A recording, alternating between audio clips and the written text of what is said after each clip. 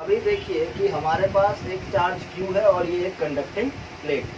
अर्थ है वर्थ है वो सब बाद में देखेंगे, है नहीं है उससे भी कोई फर्क नहीं। तो इस केस में नॉर्मल सा बात है कि इस Q चार्ज की वजह से इस कंडक्टिंग प्लेट पे नेगेटिव चार्ज इंड्यूस हो जाएगा। अच्छा, तो वो चार्ज कितना इंड्यूस होगा, वो कितना इलेक्ट्रिक फील्ड बनाएगा, ये सारा calculation will take insanely nonsensical amount of work. इस क्वेश्चन को कैसे करें? हम लोग बोलते हैं कि एक कंडक्टर एक पॉइंट चार्ज के लिए मिरर की तरह काम करता है। ठीक है, कहने का मतलब प्ले मिरर की तरह कि अगर ये r डिस्टेंस पे है तो इसका एक ये इमेज बनाएगा। ठीक है, तो ऑब्वियस सी बात है जैसा प्लेन मिरर बनाता है, अगर ये r इधर है तो ये r पीछे बनेगा, और ये अगर प्लस q है तो ये चार्ज माइनस q बन जाएगा। जैसे मिरर में जस्ट ऑपोजिट हो जाता है वैसे ही ये माइनस q बन जाएगा। अच्छा, अभी हो गया खत्म का। अब आप इस कंडक्टर को हटा दीजिए, तो फर्क नहीं पड़ता इस कंडक्टर के होने नहीं होने से। तो हमारा जो फोर्स हो जाएगा वही Q1 Q2 that is Q square by 4 pi epsilon not and r square 2r and 16r square 4 4 जा 16, तो Q square by 16 pi epsilon not r। Is that okay? अच्छा, यहाँ पे मैं अपनी कहानी खत्म नहीं करना चाहूँगा। मैं आपसे पूछ रहा हूँ कि what will be the work done to displace this charge from R1 to R2।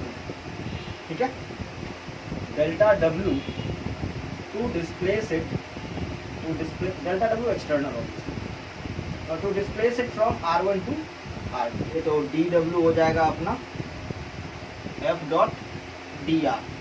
अच्छा, इलेक्ट्रिक फोर्स इस पर इधर लग रहा है, तो एक्सटर्नल फोर्स हमको इधर लगाना पड़ेगा, और डिस्प्लेस भी हम लोग इसको इधर ही कर रहे हैं, है ना। तो कितना हो गया delta W external, Q square बाहर 16 पाई एप्सिलॉन नॉट बाहर, dr by r square cos theta cos 0 degree 1 हो गया यहाँ पे फ्रॉम R1 टू R2। कितना हो जाएगा -1/r। ठीक है, it is Q square by 16 pi epsilon not -1/r, तो R1 से R2 कर दीजिए 1/r1 -1/r2। ठीक है, हो गया आंसर। क्वेश्चन ये है कि लेट अस से एक डाइपोल दिया है -q प्लस q। हमें पता है कि इसका जो डाइपोल मोमेंट का डायरेक्शन होगा वो from negative charge to positive charge. Let us talk about a point which is located at r, theta. ठीक है, अच्छा, मुझे क्या चाहिए? हमें चाहिए electric field perpendicular to the dipole moment, यानी कि जो इलेक्ट्रिक फील्ड हो इस डाइपोल की वजह से इस पॉइंट पे, उसका डायरेक्शन यानी कि वाई एक्सिस के अलॉन्ग। अगर हमारा डाइपोल मोमेंट एक्स एक्सिस के अलॉन्ग है तो मुझे अपना इलेक्ट्रिक फील्ड वाई एक्सिस के अलॉन्ग चाहिए। ठीक है, वो पॉइंट कौन सा होगा? इलेक्ट्रिक फील्ड आता है KP by R³ into square root of 3 cos square theta plus 1। ठीक है, अगर यहीं पे थीटा 0 डिग्री होता है तो ये 3 + 1 4 यानी कि 2 बन जाता है, और यहीं पे थीटा अगर 90 डिग्री रहता है तो ये 1 होकर के सीधे KP by R³। What about direction? What about its direction? देखिए, डायरेक्शन के लिए हम लोगों को पता है कि जो पैरेलल कंपोनेंट आएगा उसकी वजह से इलेक्ट्रिक फील्ड इधर बनेगा, let us call it E parallel, यानी कि और जो परपेंडिकुलर कंपोनेंट हो जाएगा, ठीक है, वो इधर जाएगा, और इसकी वजह से इसका इलेक्ट्रिक फील्ड इधर होता है, दैट इज E परपेंडिकुलर। ठीक है, और हाँ, और लेटर से कि ये जो एंगल है वो अगर हम लोग थीटा बोलते हैं तो tan थीटा क्या, थीटा नहीं बोल सकते, अल्फा बोल सकते हैं। तो ये जो हमारा tan अल्फा हो जाता है वो क्या होता है? हाफ tan थीटा होता है, और ये एंगल मिला करके 90 डिग्री हो जाए, तो ये एंगल थीटा है, ये एंगल थीटा है ना। तो हमें क्या चाहिए? Theta plus alpha should be equal to 90 degree. ये हमारा अल्फा 90 माइनस थीटा है।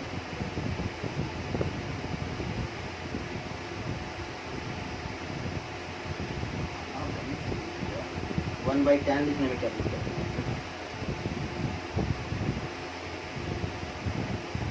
1/2 tan थीटा, हम क्या बोल सकते हैं, tan square theta equal to 2। देखो tan थीटा इक्वल टू 2 खत्म। तो लेटर से स्मॉल ऑरिफिस कहने से मेरा मतलब ये नहीं है कि बहुत बड़ा ऑरिफिस है, कहने का मतलब इसको आप कंप्लीट ही मानिएगा। लेटर से ये ए है, ये बी है। ऑरिफिस कहने का मतलब बस इतना है कि हम लोग चार्ज को बाहर निकाल सकते हैं, ये जुगाड़ है, ठीक है ना, बस इतना ही। चलिए यहाँ पे हमारे पास क्यू चार्ज है। अगर क्यू चार्ज है तो जैसा कि कैविटी का कॉन्सेप्ट होता है कि इसके इनर वाले स्फीयर पे माइनस क्यू चार्ज आ जाएगा और आउटर वाले पे प्लस क्यू चार्ज आ जाएगा। सही है।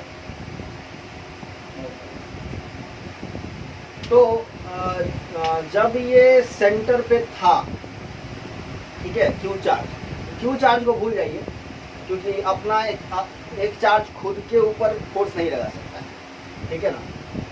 तो let us talk about the potential due to inner sphere and the outer sphere at centre, ठीक है।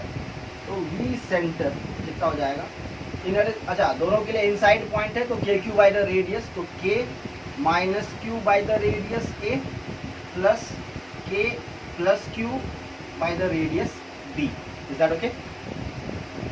सो के क्यू को कॉमन ले लीजिए, 1 by B minus 1 by A. Now अगर इन्फिनिटी पे चला जाएगा ये चार्ज, उस टाइम पे पोटेंशियल कितना हो जाएगा? ऑब्वियसली जीरो हो जाएगा। तो delta V change in potential कितना है? K q 1 by A minus 1 by b. Basically हमने यहाँ पे क्या किया है, V infinity minus V C किया है। अच्छा, अभी क्वेश्चन में क्या बताया गया है कि चार्ज को, मतलब इस पॉइंट चार्ज को एक साथ नहीं ले गया है। अगर एक साथ ले जाते तो इसका आंसर सीधे Q into k q into 1 minus a into minus 1 by b हो जाता, 1 by A minus 1 by b हो जाता। समझ रहे ना? अभी क्या बोला है, इसको स्लोली ले गया है, मतलब स्लोली ले गया मतलब D Q D Q D Q ऐसे करके चार्ज को बाहर ले जा रहा है। समझ रहे हैं मेरी बात को, मैं क्या बोल रहा हूँ? तो कहने का मेरा मतलब ये है कि since you can see that delta V is a function of charge itself, Q itself, ठीक है। तो अगर मैं एक डी क्यू चार्ज को ले जाता हूँ तो मुझे कितना वर्क करना पड़ेगा? तो D W will be equal to D Q into delta V. Is that okay? ठीक है। तो ये कितना हो जाएगा आपका, K Q D Q into 1 by A minus 1 by B. तो delta W is equal to K into 1 by A to D Q from 0 to K into 1 by A minus 1 by B to Q square. देखिए इसमें, इस पूरे question में जो सबसे interesting portion है वो ये 2 है, क्योंकि अगर जेई में ये क्वेश्चन आता है तो एक ऑप्शन में ये 2 देगा और दूसरे ऑप्शन में नहीं देगा, ठीक है। और वो वर्ड लिख देगा बस स्लोली, वर्ड लिखेगा बस स्लोली। तो हम लोग कॉमनली यही करेंगे कि Q इंटू डेल्टा वी कर देंगे, तो यहाँ पे k q square into 1 by A minus 1 by b हो जाएगा आंसर, और वो ऑप्शन में रहेगा, पक्का रहेगा। लेकिन अगर स्लोली वर्ड यूज किया है तो मतलब सारा चार्ज एक साथ नहीं ले गया है, ठीक है, bit by bit, bit by bit ले गया है। That's why we are performing this integration. तो इसको हम लोग कैसे करेंगे, ई डॉट डी आर से करेंगे।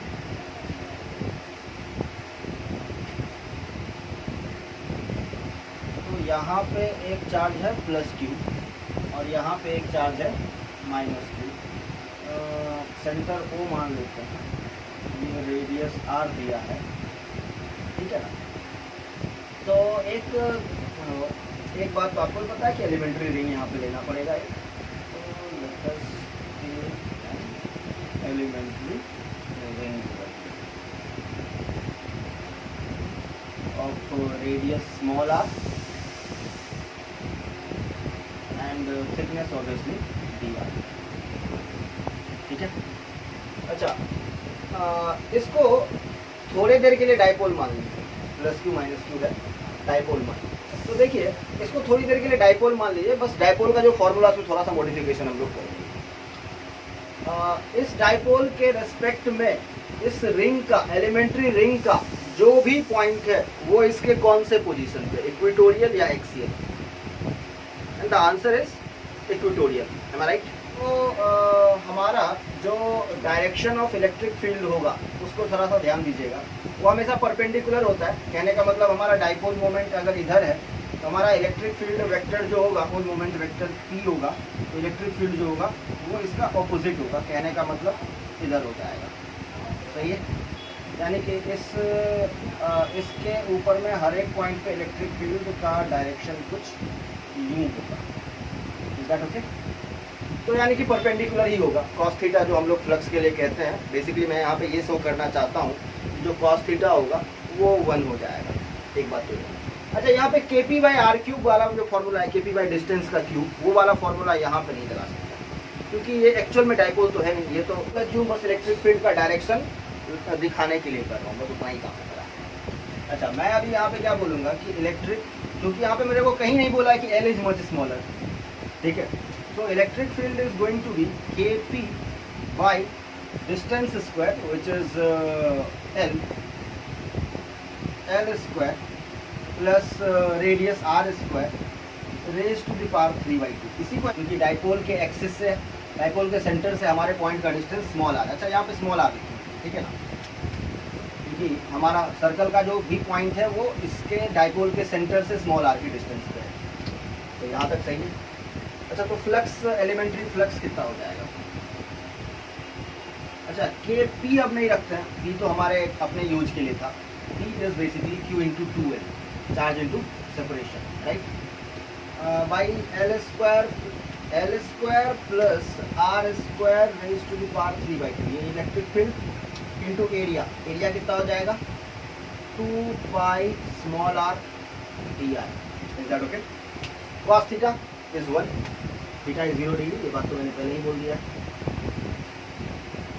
तो नेट फ्लक्स ऑब्वियसली इंटीग्रेट करना पड़ेगा, हर एक जगह यही होने वाला है। Flux is integral of d phi which is equal to k बाहर, q बाहर, 2 ऐसा 2L को अंदर में रख लेंगे तो करना आ जाएगा 2L by L square plus R square raise to the power 3/2। अच्छा, 2 पाई r dr भी है, तो 2 pi r dr from 0 to capital R। हमें क्या करना पड़ेगा? L square plus R square को Z मानेंगे, L square plus R square को Z मानेंगे। तो हमारा 2R dr जो है, 2R dr जो है वो क्या हो जाएगा? dz हो जाएगा। इंटीग्रेट करेंगे और आंसर आएगा। तो जो भी कांस्टेंट है, जैसे k को अभी हटा दीजिए, k के जगह पे जो होता है 4 पाई एप्सिलॉन नॉट वही रखिए, ये q हो गया। 2 को भी हम लोग बाहर निकाल सकते हैं, पाई को भी बाहर निकाल सकते हैं, l को भी बाहर निकाल सकते हैं। ठीक है, 2 पाई l बाहर, 2R dr अंदर बच गया,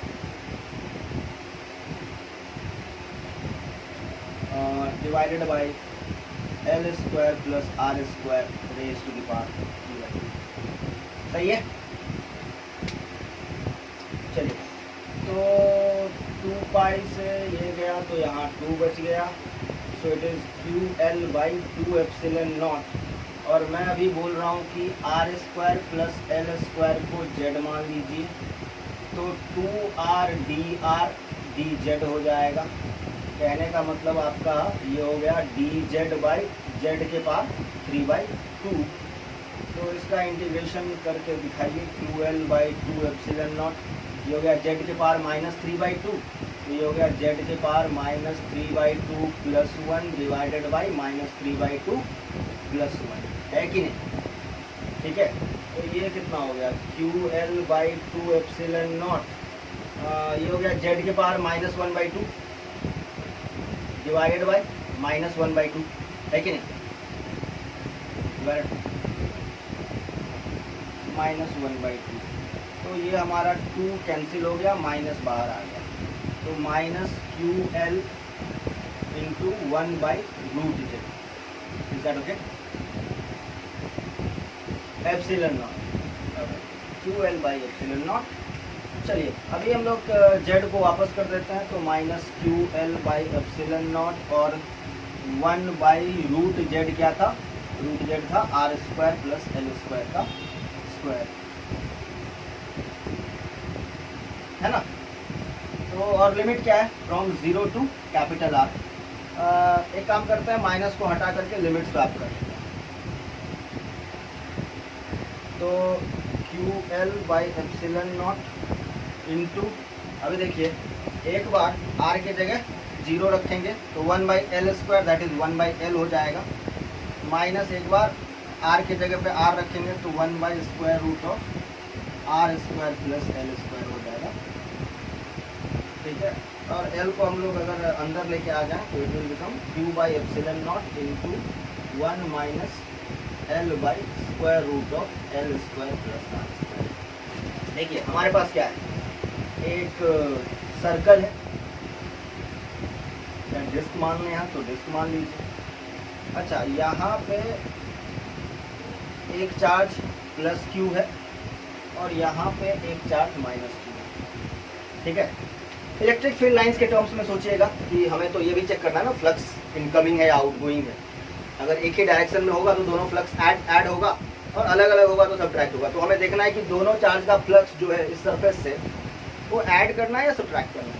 तो इस प्लस क्यू चार्ज की वजह से electric field away from the plus Q होगा, यानी कि इस डायरेक्शन में होगा, ठीक है, इलेक्ट्रिक फील्ड। और इसकी वजह से टुवर्ड्स दिस चार्ज होगा, यानी कि दोनों की वजह से इलेक्ट्रिक फील्ड सेम डायरेक्शन में है, तो हमारा जो टोटल फ्लक्स होगा वो ऐड होगा, ठीक है।